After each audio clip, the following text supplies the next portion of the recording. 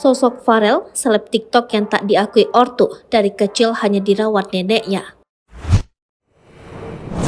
Inilah sosok Farel, TikTokers yang tengah viral lantaran mengungkap kisah pilu tak diakui anak oleh orang tua kandungnya sendiri. Diceritakan oleh Farel di kanal YouTube Richard Lee, sejak kecil ia dirawat oleh neneknya seorang diri. Padahal nenek Farel juga punya kehidupan yang sulit lantaran ditinggalkan oleh suaminya. Kakek Farel kala itu memilih untuk menikah lagi dengan seorang janda dan melantarkan istri sahnya. Penasaran dengan kejadian tersebut, Dr. Richard Lee bertanya lebih lanjut. Farel melanjutkan sang kakek meninggalkan neneknya untuk menikah dengan janda anak dua.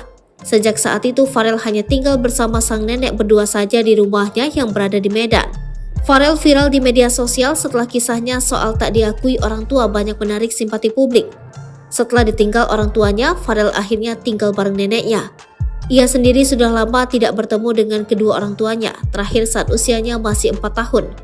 Yang bikin sedihnya lagi, Farel bahkan sudah tidak lagi diakui sebagai anak oleh orang tuanya. Meski begitu, tak mengurungkan niat Farel untuk mengenal kedua orang tuanya.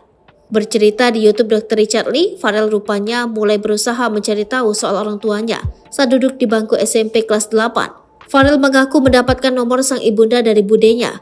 Berhasil menghubungi ibunya, Farel merasa senang sekali. Farel mengaku disambut baik sang ibunda di chat tersebut. Namun kebahagiaan Farel hanya bertahan sebentar, lantaran sang ibunda memblokir nomornya. Beberapa waktu kemudian, Farel mendapatkan kabar bahwa sang ibunda memiliki 3 anak lain. Mirisnya, Farel menyebut sang ibunda tak mengakuinya sebagai anak kandung. Semenjak saat itu, Farel mengaku selalu diblokir nomornya oleh sang ibunda. Namun Farel tak pernah berhenti mengirimkan pesan kepada sang ibunda.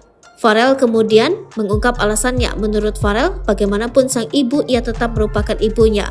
Farel merasa tak bisa jika harus marah sampai merasa dendam kepada sang ibunda.